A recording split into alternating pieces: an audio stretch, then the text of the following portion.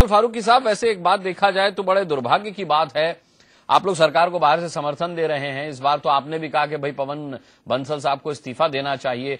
इससे पहले भी तमाम मुद्दे हैं, मैं उनका जिक्र करूंगा तो हम मुद्दे से भटक जाएंगे, लेकिन अभी इस मुद्दे पर आपकी यही प्रतिक्रिया है कि भाई ठीक है, नैतिकता के आधार पर पवन बंसल साहब को चले जाना चाहिए। लेकिन साफ तौर पर साहब जनार्दन द्विवेदी साहब ने मना कर दिया कि अभी वो नहीं जाएंगे। हालांकि उन्हें क्लीन चिट नहीं दी गई है, लेकिन ये कहा जा रहा है कांग्रेस पार्टी की तरफ से कि इस पूरे घूसकांड से उनका लेना देना क्या है?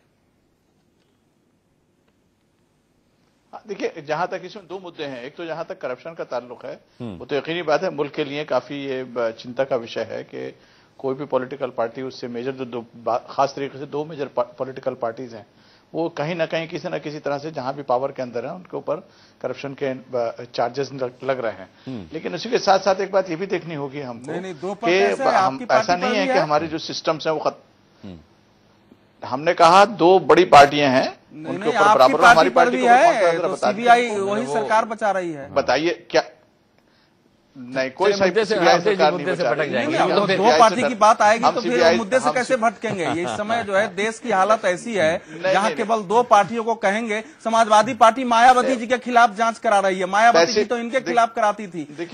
ये कमाल फारूकी जी, ये सारे पॉलिटिकल पार्टियों के लिए विषय है। हमारे देश के अंदर का वातावरण और बाहर, उनकी प्रतिक्रिया ले लेते हैं, उनकी प्रतिक्रिया ले लेते हैं। जी कमाल फारूकी साहब, पूरी कर लीजिए अपनी बात। देखिए, बात क्या है, हमारे भाई जो कह रहे हैं तो बिल्कुल ऐसा पेसिमिस्टिक व्यू ले रहे हैं जैसे मुल्क खत्म हो गया और बस करप्शन के अंदर डूब गया, बाकी डेवलपमेंट वगैरह कुछ नहीं हो रही। आम जनता की आवाज है साहब ये। मैं नहीं साहब, आम जनता की आवाज ये नहीं है।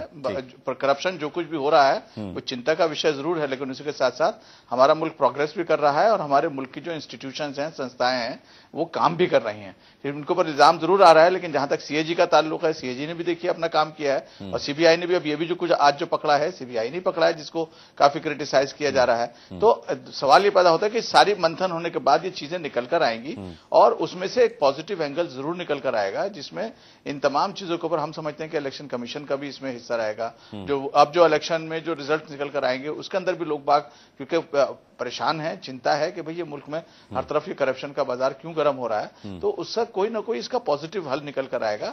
ऐसा नहीं है कि सब कुछ खत्म हो गया। हमें भाई की बात सुनने के बाद तो ऐसा लगता है कि जैसे हिंदुस्तान पर सब खत्म हो गया। वो ऐसा क्यों कह रहे हैं ये मैं आपको बताऊंगा।